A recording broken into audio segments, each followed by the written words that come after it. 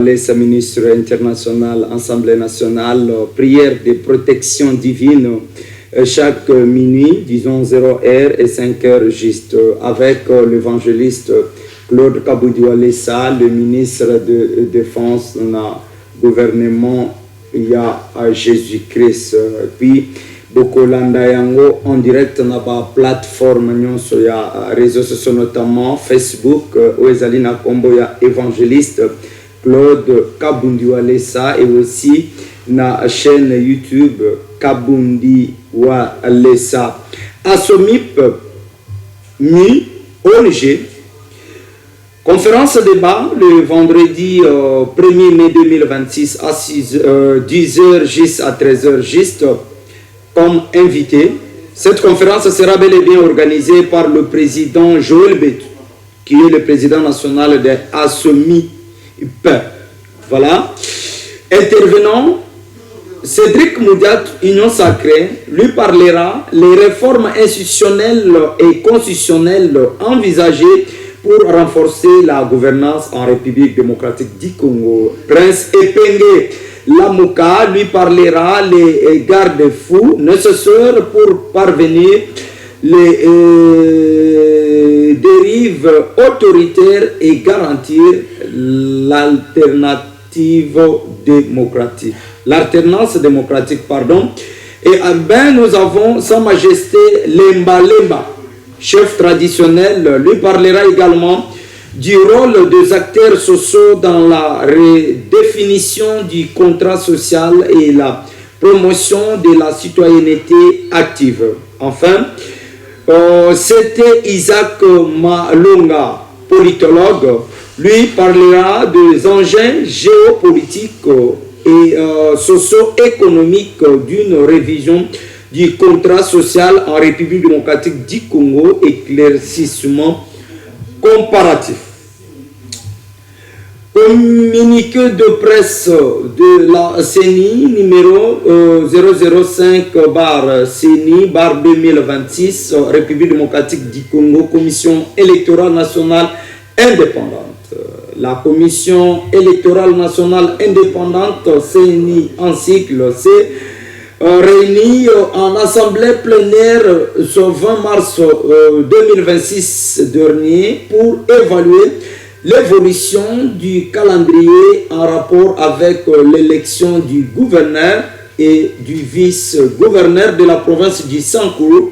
Elle porte à la connaissance de l'opinion publique que suite à des contraintes financières, elle n'est pas en mesure de poursuivre les activités opérationnelles relatives à cette élection. La poursuite du processus d'organisation de cette élection reste tributaire de la mise en disposition des moyens financiers, car conformément à l'article 166 de la loi électorale, après la publication de la liste définitive le 23 mars 2026, la CENI est tenue d'organiser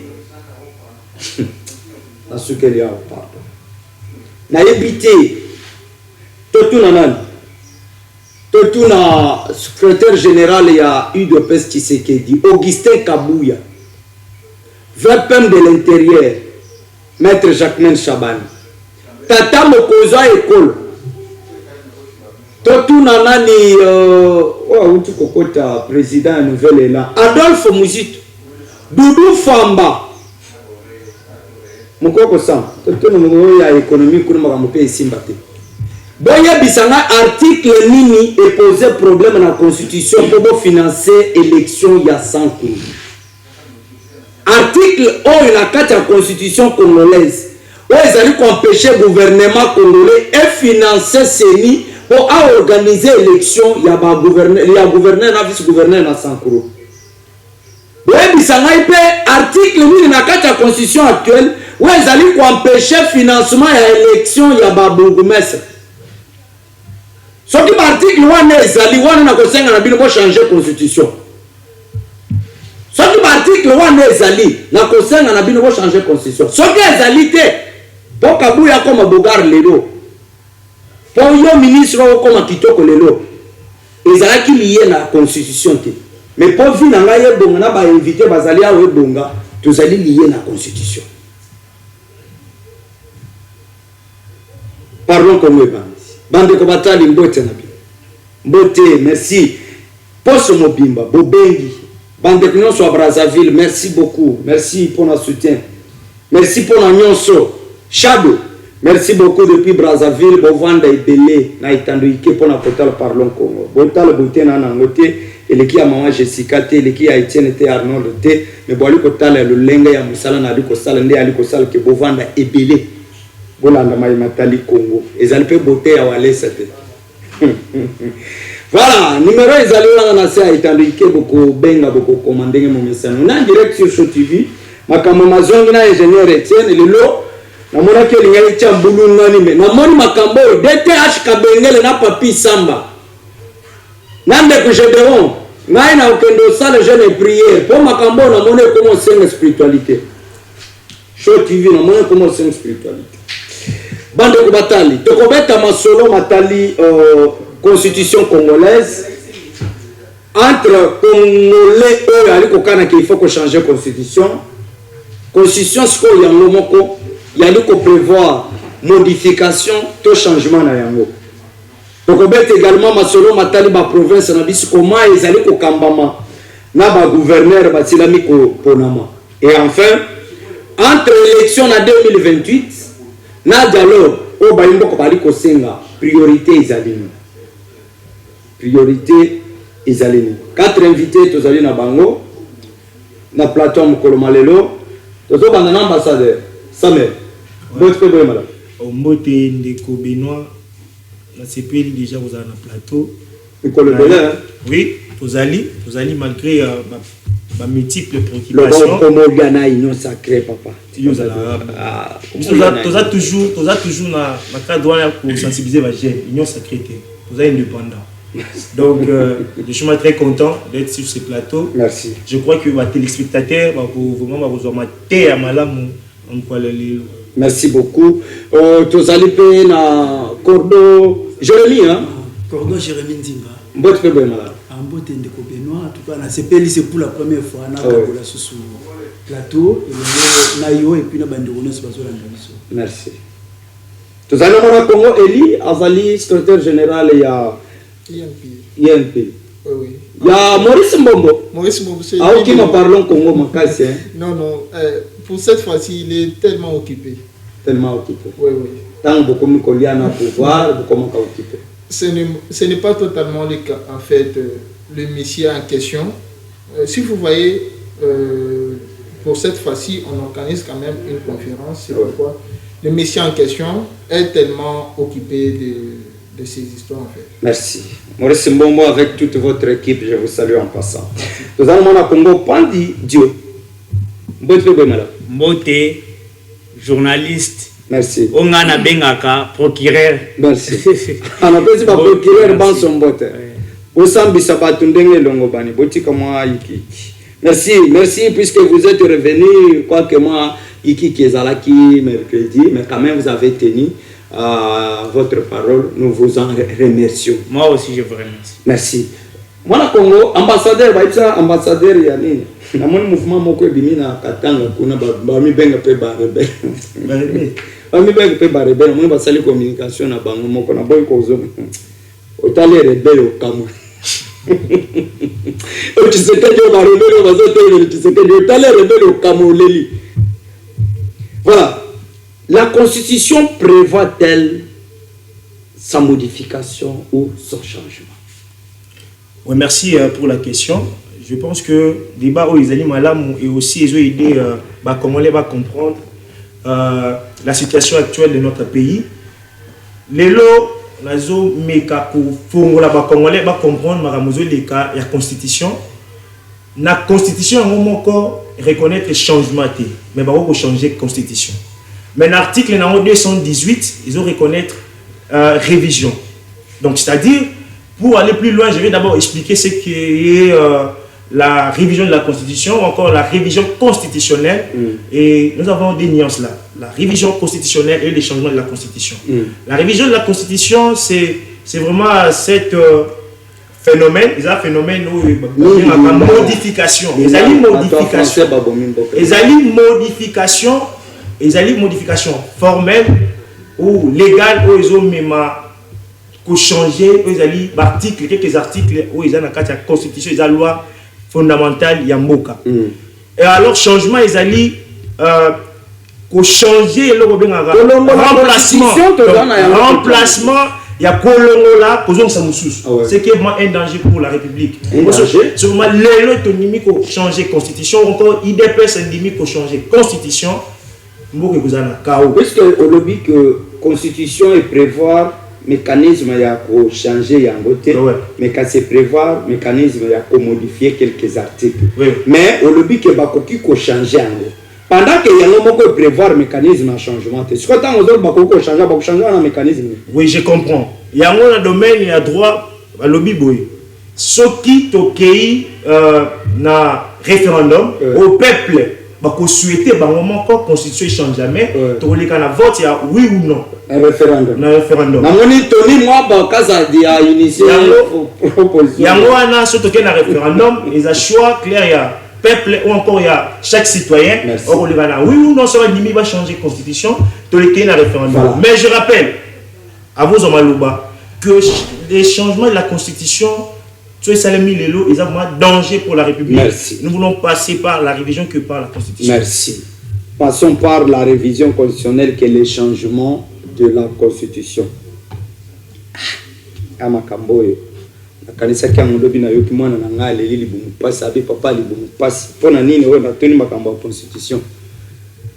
Mwana Kongo Jérémie bayi politique bali kokana ke pour lelo ba professeur ba futa mandenge longo bani o ba fonctionnaire ba futa mandenge sengeli o libumuna yona yanga ye vimba totambola na mitu ka malam nyonso wana ezali lié la constitution mais kasi po vi ya ba politicien ebonga na ebité ce que ezali lié na biblia sikawa selon yo na kati ya article ezali na kati ya constitution to ali na yango constitution article nini yali pour empêcher bakambi ya Congo batombola défi autoali na mboka.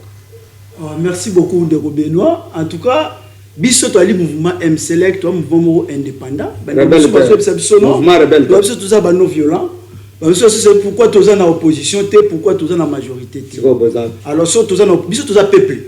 Et comment va pouvoir ba peuple? Non, ba peuple. Opposition peut baza peuplé na ko démontrer pourquoi baza peuplé.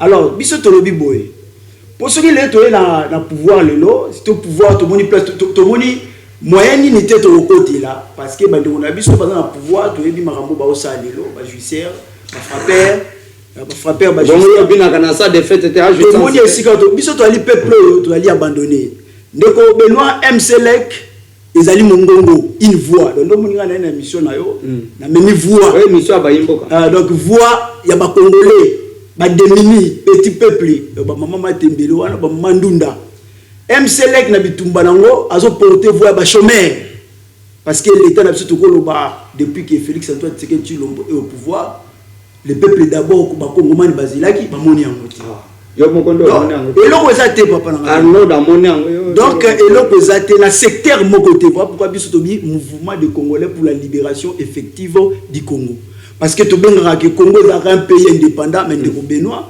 ezaka formel puisque surtout côté dans le fond le Congo n'est pas indépendant donc na secteur moko te Congo est indépendant alors na kota la question na biso awa par rapport à la condition na biso M-Select tolobi que débat où il y a changement de la constitution, ils ont priorité.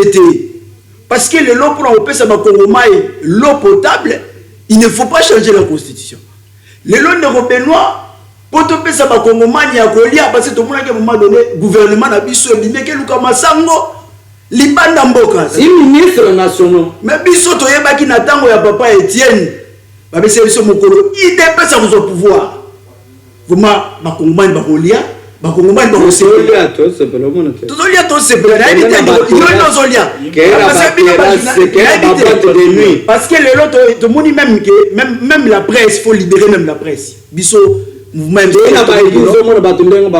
Biso mouvement M-Select, il faut même libérer la presse parce que tu comprends le non presse peut comment la tendance na yango oye koto ana kata majorité oye koto ana kata opposition biso ba indépendant to souffrir to nyoko maboy parce que so ki on faut le maboy faut qu'il ait des tendance na ya opposition biso to tendance tende ko na biso to zali peuple congolais ba ki biso ba bandona biso peuple wana alors de te former un bloc article nini ali ko empêcher développement ya Congo ndeko Benoît d'abord constitution ezali awa biso mouvement M-Select nous sommes pour le changement de la constitution changement révision pourquoi tu allais pour le changement de la constitution wana okena maloba pouvoir non yoka ndeko Benoît biso to aller nous sommes le peuple na s'expliquer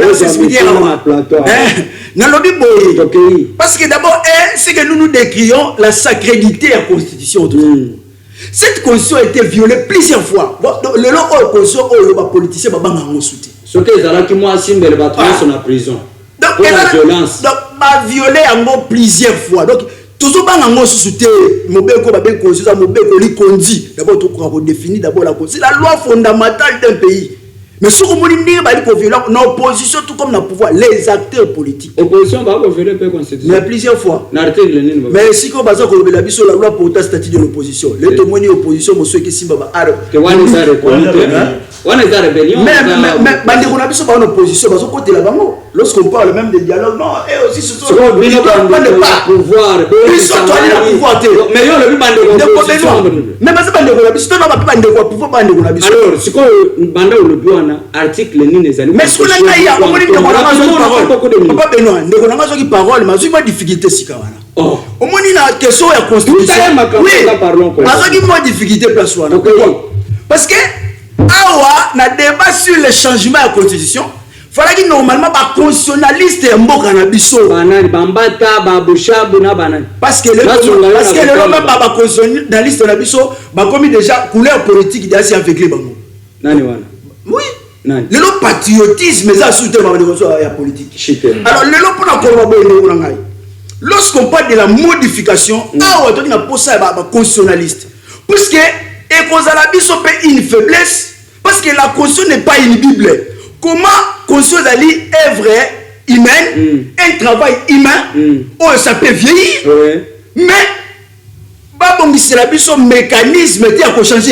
Merci. Vous allez limiter les Congolais. Les Congolais ne peuvent plus réfléchir. Alors, ce qu'on pour la vie, il y a des politiciens bonga, ils ont lié la constitution. Mais pour la vie, il y a peuple, il y a transport, malam, demi-terrain ici là, il y a fuita mandenge longobani. Les fonctionnaires batambola ndenge sengeli kuna constitution yali ko bloquer raison bloquer il y a que non la débat ou la constitution pour la biso MCL qui est priorité. Donner d'abord aux Congolais la nourriture. Mais dans le but que non parce que on a reconnaître merci je ne suis pas de l'union sacrée parce que va frapper va juger nous sommes le peuple ya ko frapper pas frapper ba tout mi bambo ils sont de frapper de juger s'il vous plaît bouffe l'argent de l'union sacrée nous sommes le peuple abandonné mais nous reconnaissons apaisez-vous toke malembe ici ba juger banani il faut éviter ces débats là parce que mais c'est le terme approprié pour qualifier. Il faut prouver que Baza va juger. Je suis prêt à prouver. Merci. Vous êtes prêts? Et à prouver. Merci. Parce que Kapunda je fais que répéter. Voilà. Toboyi ko répéter makambo ba vie basala puisque zo bebi sambo qu'il faut biso génération oyo to pesa le meilleur de nous-mêmes. Ça c'est très bien. Mona Congo constitution oui, modification baïka muso ba ko boya mais on sait que na mboka na biso tango makambo ya kapona constitution bato bakufa. Et plus on constate que les politiciens bayaka na ngona deuxième mandat. Mais pourquoi l'initiative ne koya na premier mandat? Est-ce que vous pensez que constitution ya lelo ils allaient empêcher le développement Congo? Oui, messieurs les journalistes, Papa Binon. Oui. En tout cas, je tiens d'abord de vous remercier de m'avoir donné l'opportunité de parler dans votre... Mingi lingala wa français wana ndo monimbo ke tambola te. Vraiment, monsieur. Alors, concernant notre constitution, nous bloque vraiment. Ah bon? D'abord... Sacré? Non, je ne suis pas... Du PPRD? Non. IDPS? Non. Yo ça va être Église catholique. Moi, je suis... S'il vous plaît. Problème T. C'est congolais. Il faut comprendre. Dans le bas qui tourne la bataille, union sacrée. C'est congolais, il doit réfléchir. Oui, s'il vous plaît. Il faut comprendre d'abord l'émotion de la personne. Oui. Moi, d'abord, je peux dire comment? Je suis de l'INP. Je n'ai jamais vu Kabouya, Tshisekedi et tout comme ça. Mais il faut suivre Oyo Babingaka, logique Yamboka. Logique Ezanini. Comment on a la constitution Nabiso? Constitution, ils ont protégé Oyo, on peut dire comment? Batoyo, viola vraiment autorité à Bato. Donc, autorité, il y a population, je violé. Or que tant que Bazalaki n'a pas pouvoir na bango, ils étaient tellement, donc je peux dire comment, constitution n'a besoin ils ont protégé, Bimaki n'a pouvoir, on peut dire comment, comme le président, Joseph Kabila, Moringa Kotanga il est sénateur l'homme de Kachamata na Kingakati. Donc constater que constitution n'a besoin ils ont protégé, attends violé. Mais Balobi que nul est au-dessus de la loi. Mais la constitution a besoin de protéger. Prenons d'abord le cas de monsieur là qui a quitté le Congo. C'est qui? L'ancien premier ministre Amanda Tamponi. Il avait détourné. Ah, Bolakissa Ngote, Bolakissa qui a... Il y a des preuves, monsieur. Il y a des preuves? Oui. Vous avez des preuves? Oui. Vous êtes juriste. Non, moi je ne suis pas juriste. Il faut que vous ayez la recherche par la porte. Monsieur, on a Akimimboka, c'est pourquoi? C'est puisque Azalaka na condition avant Batia et Maboko, il faut passer dans bateau na constitution. Oui, il faut pas passer na député va signer et tout comme ça. Mais le monsieur a quitté le pays. Mais si ce n'était pas le cas, on pourrait directement lui attraper. Non, puisque au lobika ya Mata Tamponi ba condamné qui est 10 ans. Mais le lenga bimambo kana éviter que constitution de etinda ki ba to ke botika ya bimambo. Il faut savoir que ba condamné place nini. Après ça fa ko ki mamboka après ba ko condamné. On est en constitution. C'est la constitution. Mais que ça pour répondre. Na boito, na boya nini? Na boite na ndimika. Na sekate ozopimela na ko seka. Mais c'est ça. Na sekate. Na émission na ya bonne intimidation boy. Allez-y rapidement. Au Monique, on retrouve quand même que constitution la biso ils ont protégé Batos. Or que au Monique d'abord makambo pouvoir. Qu'est-ce qui est d'abord le pouvoir? Le pouvoir d'abord, nous voyons la population. Et je peux vous poser la question. Allez-y, il faut que ça n'en parlons Congo. En tout cela, qu'est-ce que la population gagne aussi à la constitution? Voilà. Nana yo bakoki kokanganga donc bakoki ndenge ba policier batambola kana ba nini wana baye bakangi biso. Chité par là. Non, chité, allez-y. Ndenge ba policier bayaka bakangi yo. Batio na boloko, aux population, aux membres. Et non, soit la constitution. Nous sommes d'abord tous dans la démocratie. Baye bakangio, basadicho dejo, place okoki kobima, oké ozombo na nini okanye, baye ba perturber place okoki ozombo wana. Mais si il arrive le cas des députés et je peux dire comment, les anciens ministres et tout consort, leur cas devient, il faut passer d'abord à l'Assemblée. Merci. Messieurs les journalistes. Merci. Vous avez une union sacrée? Non. Merci. Mais vous avez une union sacrée. Non. Moi, je suis là pour la population. Mais on peut pas pour la population. Moi, au Congo, Bande Kobalobi, de l'autre côté, constitution y a bloqué, Bango Abi y a bloqué. Mais Kassikota là, Mipe Koyambo Kanabisho, Denga Batu le Kobalobaki, quoi qu'il ait les démissionnaires, ce n'est pas le problème des textes qui se posent dans notre pays, il se pose un sérieux problème d'hommes. les politiciens ne peuvent respecter la constitution. Donc, l'article dans la constitution, ils ont sa solution dans le peuple. Merci beaucoup, cher journaliste. On a un procureur. Premièrement, il faut savoir la différence entre les mots modifiés et les mots changés. Verbe mi balé. Bande on a biso ya majorité bazali koloba mingi mais baza koloba lote. Oh. Bazolo ba mingi mais bazolo belo. Ah ou bien na balabala ko. Bango awo na plateau. Na plateau. Non c'est ba lobe. Bazolo ba mingi mais ba lobe lote. Kasi yo lobe donc. Pourquoi? On va so amasango so ango bato. Pourquoi? Bazolo ba il faut to changer constitution. Nana on dit mangote. Pourquoi? Est-ce que constitution n'est bloqué bafuta ba fonctionnaire de l'état tisikoy tuna ludu famba le meilleur ministre est-ce que constitution n'est soutenir bazwa 40 millions ba pesa FC Barcelone pour la visibilité à Congo wana tuna génie blanc DJ na sunga yona ba aucun pays du monde ne peut être visité par les visiteurs tant que le pays est en guerre. Ah bon?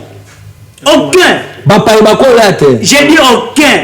Un visiteur ne peut pas accepter de visiter un pays en guerre. Jamais.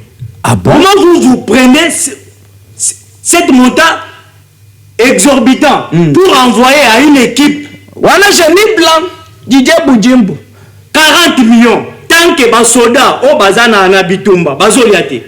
Ah bah ibiso baliate lobi baliate bazoliate lobi baliate so qui constitution des eaux bloquées nzela kana na kalamba muji et si la té va changer constitution. Ah bon? So qui constitution Kabuya faut pas mato so qui constitution des eaux sala que embouteillage ezala chaque jour va changer constitution. So qui constitution des eaux sala que c'est la tinda courant va changer constitution. De l'estage tozola la nate dit bangungi bazotinda courant tobe ata maya malili topema bazopesa biso courant. Donc nous souffrons. Nous souffrons. Le peuple souffre. La population est en train de mourir. Jeunesse a espoir. Il y a urgence exate pour la changer la constitution. Urgence exate. Exate. Urgence. Mobali ya mama nyakeru chiseke. Bala kisabiso urgence o ezali o ezo sala ke ba changer constitution. Ba famille na bango nyonso, ba famille ba ministre, ba famille ba député nyonso bazala kawate. Bazala kawate. Ailleurs. Yo landeli. Ailleurs ata simanda ko ezaye. Bango nyonso bazala Europe, ba pays étranger. Bazala kawate. C'est nous qui sont en train de souffrir. Biso. Bangote. Surtout bande konanga moto. Ngana zo konake pour changer constitution et ça pour intérêt à ba politiciens. Ça pour intérêt à bisoté. Affirmatif. Et ça pour intérêt à ba politiciens, ça pour intérêt à bisoté. Ba politiciens de banane. Makabuya. Makabuya. S'il vous plaît. Kabuya. Kabuya ça bino nini. C'est que moi je peux dire. Oui, cheater. Et que il faut faire quelque chose qui est dans l'intérêt de la population. Voilà. Il ne faut pas faire quelque chose pour vous réjouir. Merci. Parce que c'est nous qui sommes en train de souffrir. Merci. Merci. De l'estage, maï, ezoya yamabe, au beka comme élaboré, au beli liboumou, donc embouteillage. Merci. Souffrance en souffrance. Bayoki. Hein? Papa, il ne faut pas soutenir les mâles. Vous êtes en train de soutenir les mâles pour gagner des postes. Et la population est en train de souffrir. Merci. Il faut arrêter cela. Il faut arrêter l'hypocrisie. Merci. Ici, nous sommes venus parler pour la jeunesse. Merci. Nous sommes venus parler pour la population. Merci. Il ne faut pas soutenir un individu. Il ne faut pas soutenir un système mauvais qui est en train de tuer les pays. S'il vous plaît. Non. Vous êtes en train de soutenir. Merci. une personne. Bon qui tisse mitem. Bon qui tisse mitem. Qui tisse mitem na mono komimi na biku rouge. Biku rouge va ça la kanguma jour. Nous souffrons. Vous avez dit la gratuité de l'enseignement. Merci. Oui, cette gratuité là, est-ce que les enfants profitent de l'enseignement? Merci. Qui tisse mitem. Qui tisse mitem. Bon qui tisse mitem. Merci. Merci. Donc merci Mangonga. Merci beaucoup. Merci. Comment sont gérées nos provinces? Là, vous allez prendre 2 minutes pour aller trop vite. N'a pas eu ciblé la province, puisque ceux qui n'attendent Kishasa, na lobby que ba maman nyonso ba na bazen, ce qu'on monique comme pembeni ya kobota na Kisasa, lukanda ni musala nzamba solo abonde la nan. Sinon moi na kobanda kolota mabulu, akolota bafuru, akolota banzele ezali kosila te, akolota biloko moko akomona mwana akosutuka na pongi, oya kokanga mama kulutu ndo kipamba, gestion ya Kisasa. Luka basala nzamba ba bonde la va obota. Mwana kobanda olota mabulu. Eloko eza malamu na Kisasa par loso ya bumba. Be eloko eza makasi eza kitoko na Kisasa. Loso ya bumba, le reste fanya. Wanya. A part loso ya bumba. Ndio eloko eza malamu na Kisasa. Kotangela ngai comme Kisasa te, toke na ba province mususu. Est-ce que ba province na biso yali ko kambama? Sous impulsion, il y avait même de l'intérieur. Sous impulsion, il y a l'Assemblée provinciale. Ou sous impulsion, il y a un gouverneur, un vice-bango na bango. Merci pour la question. Ndeko Benoît, nous avons 2 minutes. Il faut que bandeko na abalobi bazo couper ce classissement. Ça la synthèse rapidement. Na utoka bandeko bazo koloba faut pas changer. Général Etienne toka na lombanga na changer constitution mais bandeko alobi motif on va changer les constitutions. C'est une honte. Le camp Shanghai na plateau parce que bandeko bazo soutenir Fati mais bazo adhérer na vision na été. Ah bon? Il faut comprendre que bana union sacrée aux UDPS bango nyonso bazo soutenir Fati mais bazo adhérer vision na été. Pourquoi? Parce que Fati Yemoko, il a parlé de la modification de la constitution, mais on a IDPS, n'a pas l'union sacrée, il parle du changement. C'est différent. Nous avons appuyé le mal. Donc on va que ceux qui ont mis l'image à Mabé, qui est la formation sur la c'est une honte. Peuple congolais a souffert avec la guerre à Mabé pour dépenser l'État reçoit le peuple de qui s'est malin. C'est pas mon apparenté. Donc s'il vous plaît, mes compatriotes congolais qui sont sur ces plateaux, d'abord comprendre c'est quoi d'abord la souveraineté d'un peuple.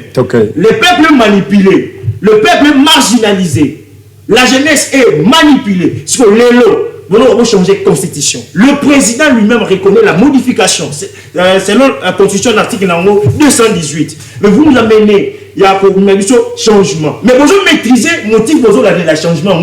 Et le terme de est-ce que article ils ont bloqué pour foutre à l'enseignant.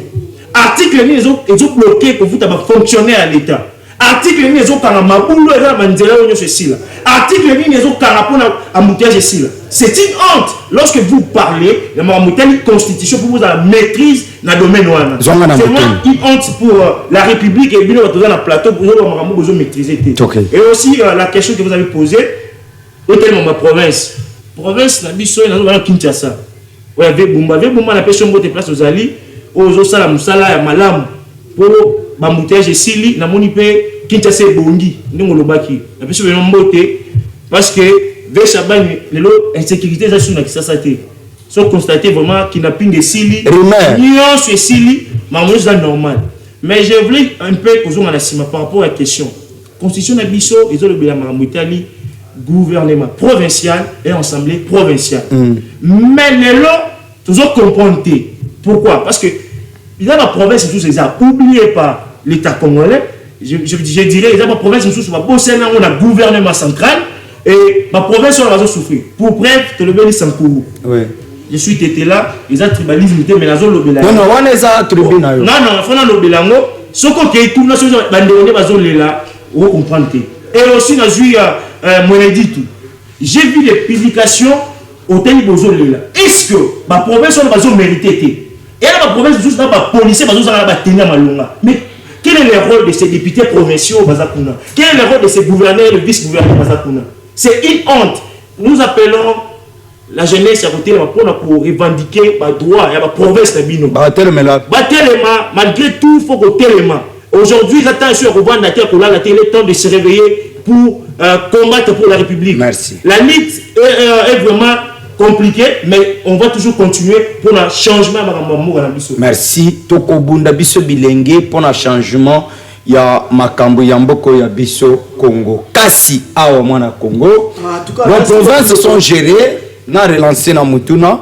Nos provinces sont gérées par le gouverneur, mais on constate que à un certain moment, il faut suspendre le gouverneur. Ce qui m'a incompréhension, les alliés entre l'Assemblée provinciale et gouvernorat de province. Pensez-vous que Biro Konon sur Balongoli, gouverneur pour remplacer il y a eu que Tambu isko tindi kalibo sur la province na bisto ya ko zonga sim. Merci beaucoup non que na motuna na yo mais bande on a biso na habité so bazana tia mon opposition to peut habiter parce que ndeti ndeko kuna na habiter na statut puisque ndeko Samuel parce que un mois de na moni azo fester na ye nani Jacques Mel Chabal et puis là Daniel Bumba. Ah Hollandais, s'il vous plaît. Merci. Ce mouvement MC. Merci tout le monde a dans Moussala Mokote Daniel Bumba a salé biso na kata ville à Kinshasa. Et bon le ce Bumba pour mon appel. Excusez ngai ndeko Benoît. Et c'est to yebage ba taxe futa makana kati ya mboka oyo. Na ba province na biso. So ba taxe futa za pour mama oyo. Eza pour ba province na biso. Baye ba organiser yango le to na ba route à qualité ba route na ngolo ba kende chez nous na matete kuna kende chez biso mona que non moi banzela basali ka siko service même ya assainissement exacté na ville à Kinshasa donc ba province to ngolo beza lambo c'est le moment alors bien ba kidnapping et na carte ya ville à Kinshasa tout ça mais je répète vous ne voyez pas les s'il vous plaît na sens que tu n'as plus d'utilité. Yami Balé, moi je voulais vous dire ceci. Par rapport à la Constitution, nous sommes le mouvement révolutionnaire MCLEC. Pour Nabiso, tu le dis que non, ne pas compléter parce que nous avons dit que non, ils allaient priorité pour changer la Constitution de Nabiso. Merci. Mais dans le lobby pour un changement de la Constitution, Biso tu pas faiblesse. La faiblesse, Biso tu dans la Constitution, Martin Fayou l'a bien. À un moment donné, Martin Fayou avait créé les changements de la Constitution. La faiblesse, Biso tu dans la Constitution, au délit c'est ça à créer changement. S'il vous plaît, si on ne donne pas les certificats. À son temps, il avait aussi créé les changements. Les changements, il y a la Constitution. Parce que la Constitution va belligérant. On a besoin de quelques faiblesses au négo, à y battre dans la Constitution. Nous sommes le peuple. Question il y a changement de Constitution pour définir Mboka Nabiso, avenir à Mboka Nabiso lobby. De tout dans la tendance, ma couleur politique, parce que je suis de l'opposition, article 220, mandat à chef de l'État, tout ça. Alors, par le biais qu'il y a un article verrouillé. Article 220. Mais tu es déjà dans le sujet de la Constitution, on ne doit pas y revenir. Dans 5 secondes, rapidement. Allez-y rapidement. Comment beaucoup copient là-bas dans Mboka? Si vous avez dit que tu as un mandat à président de la République. Et ça pour nous fatiguer. Donc, ce que tu as dit que mandat à Mboka, tu as 7 ans. Vous pouvez me dire merci. Vous avez dit que l'article Mossous, état de guerre, état de siège. Donc, tu as état de siège. Ce qui est un article Moko, automoni qui est important, il faut insérer en moto modifier. Moi, tout si merci. Voilà Congo. Nos provinces sont gérées, mais apparemment, le développement pose problème. Ce sont les animateurs de nos provinces plutôt qui posent problème, ou un projet, ceci va aller comme à la tête de province, où ils allaient éclairer. Merci, monsieur Benoît. Concernant le problème de nos provinces, on se réfère de l'article 2 de la Constitution qui mène de nos provinces. D'abord, nous sommes dans un pays organisé. Ah ouais. Chacun de nos provinces, il y a on peut dire comment, le gouverneur qui... Et le vice-gouverneur, y compris le gouvernement provincial. Et le gouvernement provincial. Il y a chacun qui fait son travail là-bas. Ici, moi, je suis à Kinshasa, mais je suis originaire de la Lomami. Oui. Et alors, ce que vous pouvez me poser est de Kinshasa, puisque moi, je vis ici. Allez-y. Alors, concernant le déroulement, la façon de travailler de notre gouverneur, moi, je critique ça. Pourquoi? Il y a les embouteillages partout. Il y a l'insécurité, il y a vraiment ce qu'il a comme idée de proposition. Donc, ce n'est pas vraiment normal. Pourquoi? La personne, par exemple, propose d'acheter vignette, quoi ça 4 mikanda qui coûterait 546 dollars. On peut faire, on peut arrondir, ça peut coûter même 600 dollars. Alors, en 600 dollars, le monsieur paye combien aux travailleurs? Ça peut être moins de 250 dollars, mais la personne demande 600 dollars. Mais mutation, nous avons 100 000 dollars, mais incapable de dépenser 500 pour passer à la mikanda. Si c'est que vous soutenez? Non, je ne soutiens pas cela. Mais si tout le monde achète cela, que sera-t-il l'embouteillage en Oh là là, monsieur le journaliste. Banzela,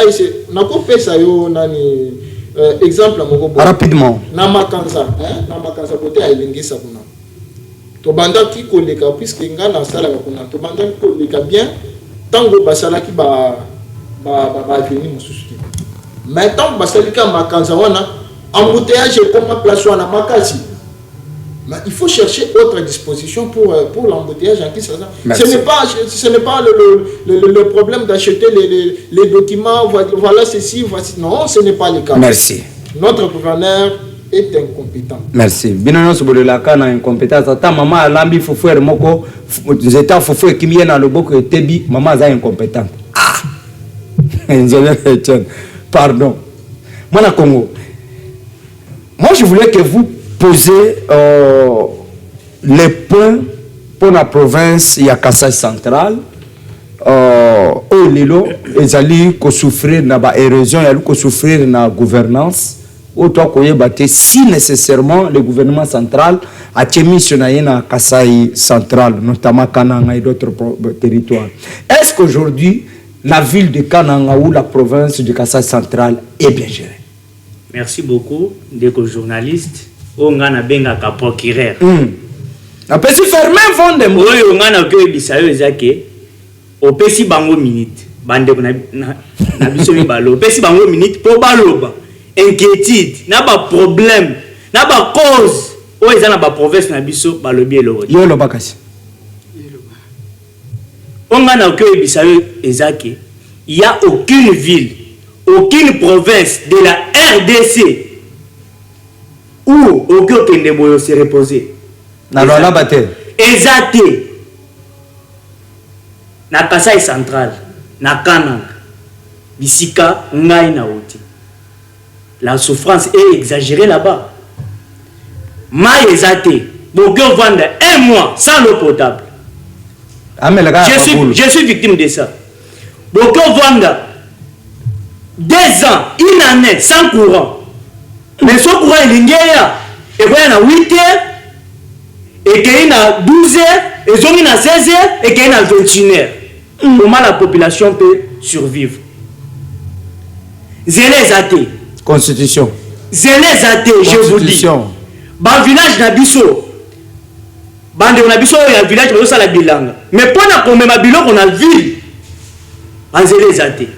Souffrance na souffrance. Na éviter, na ya kolobela mboka. Kazi wa no zolobela. Na ya kolobela mboka. Batu nyonso bakomikaka ayena plateau lobela mboka. Abombi bilo mususu. Pourquoi? Pour ayebi que son na lobby ba obimisa ngai, ba opesa ngate. Donc le pays et nos provinces sont en train de mourir. La solution serait quoi? La solution, moi je peux dire pour l'instant, pour soutenir le système en question, la solution pour toutes les souffrances ici, c'est changer la constitution. Oui. Là, moi je soutiens les systèmes. S'il vous plaît. Là, moi je soutiens les systèmes. Là, moi je soutiens. S'il vous plaît. S'il vous plaît. S'il vous plaît.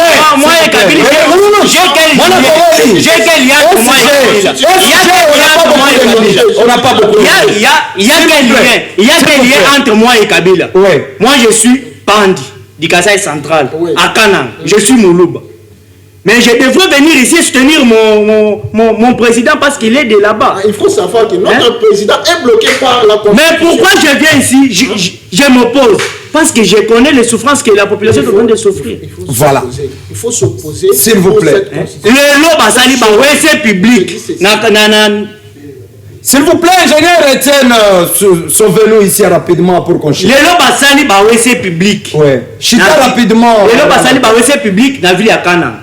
So kei aussi mika ka mir boy. Zelo na zelo. Merci. Merci. Zelo na zelo. Merci. Merci. Ingénieur Etienne, Bandeko Bazwa, une minute, et puis on clôture rapidement. Désolé, puisqu'on ne saurait pas aborder les Kambouyassouka, mais dans une minute, tu peux rapidement aborder la situation, il y a dialogue, na élection en 2028. Disons que la carte des élections en 2028 est tournée et les dialogues tournés. Regardons-nous tous vers le changement ou la modification de la Constitution. Et ça sera votre dernier mot. Merci encore une fois pour la parole. En fait, nous avons rappelé que nous avons condamné que vous avez taxe na impôt. Il est en article 65. Tout Congolais est tenu de remplir loyalement ses obligations vis-à-vis de l'État. Il en a outre des devoirs de s'acquitter de ses impôts et des taxes. Ils ont condamné les taxes, ils ont condamné. Donc, ils ont condamné la Constitution. Nous avons condamné l'article 66, c'est non 65. Ils ont condamné que vous taxe l'impôt dans ma vie. Merci. Moi, je vais merci. Sacré. Ah, le bien mouton sacré. Pour répondre à la question, il a des choses à dénoncer. S'il vous plaît. Mais s'il vous plaît, laissez-nous conclure, on n'a pas beaucoup de minutes. Oui, vous avez des choses à dénoncer. S'il vous plaît, s'il vous plaît, j'étais rapidement, on n'a pas beaucoup de temps. S'il vous plaît, j'étais rapidement. C'est juste que tant il permet des choses comme le procréer, oui. Nous vient de le dire, oui. Mais je pense que Tourzo a sous un avis. FCC a financé beaucoup de. Merci, ah, il y a un confond là-bas. J'étais rapidement, mon ami. Je rappelle, il faut qu'il y ait un dialogue. Qui est normalement changement de constitution à la CIMA. Élection. Tu dois changer d'élection. Tu dois changer de constitution. Tu dois une élection. Dialogue, élection. Parce qu'il s'est même en 2005. Aux autres, c'est rappelé dans l'Afrique du Sud. Tu dois un dialogue intercongolais. Tu dois en 2006 où il faut promulguer la constitution de la Bissau. Donc, je pense que le dialogue, il a priorité pour la Bissau dans la minute. Merci. Pour la citer, je pense que rapidement. Je tiens à rappeler la jeunesse congolaise que nous sommes la force de la République et nous avons une responsabilité à jouer pour notre République. Merci. Moi, en tant qu'ambassadeur de la jeunesse congolaise, encore le coordonnateur du mouvement Le Réveil de la jeunesse congolaise, nous avons la distraction. Merci. S'il vous plaît. Mieux vaut les dialogues avant et les élections après. Bon, Bisso, le mouvement MCLEC, mouvement des Congolais pour la libération effective du Congo. Oui. Alors nous sommes les peuples, nous sommes à l'aise. Pourquoi? Parce que nous sommes un peuple. Nous sommes victimes de la population. Nous sommes un peuple. Nous sommes un couleur, nous sommes politique, nous sommes en opposition, nous sommes en pouvoir, c'est comme ça. Allez-y. Alors, Bisso, tu dis boy. S'il vous plaît, laissez-nous chiter. On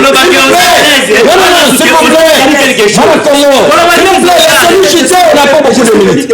Allez-y rapidement.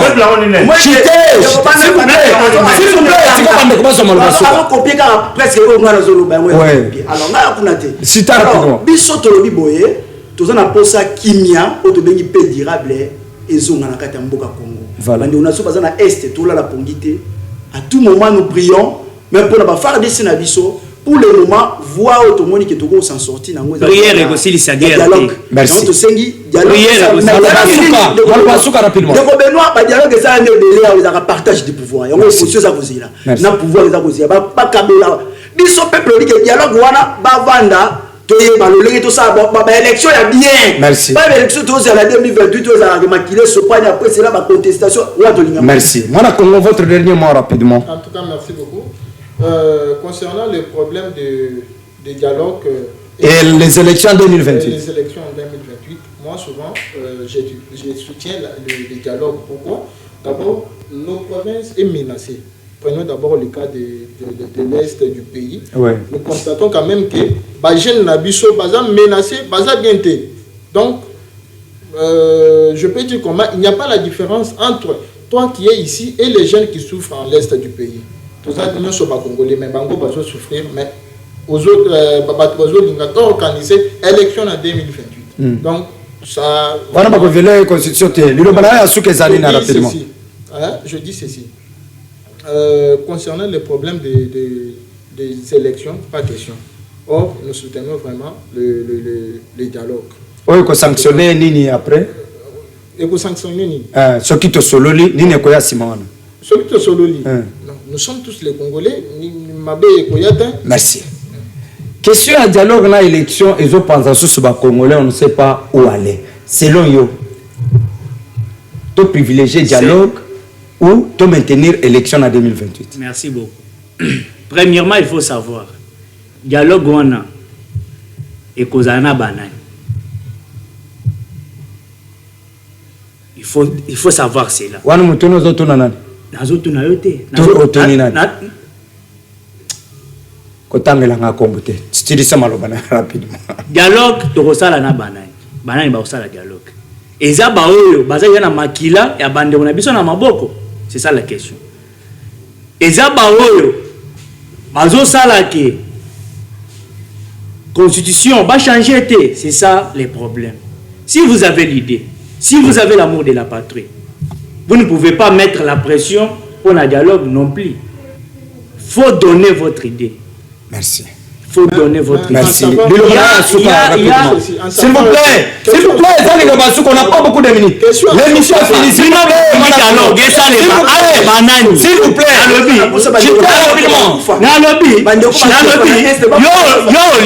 dialogue. Pour votre information, oui. Merci. Nous allons changer cette constitution. Merci. C'est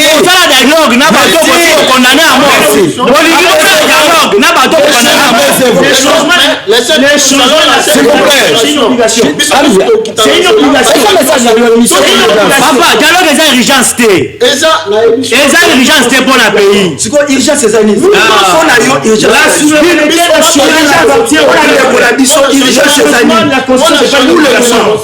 C'est pas une obligation. Urgence ces années. Bozolo Bami, pour le moment, mais Bozolo Bami,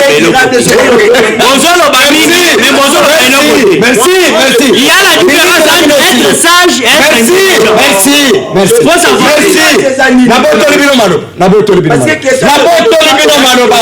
Merci.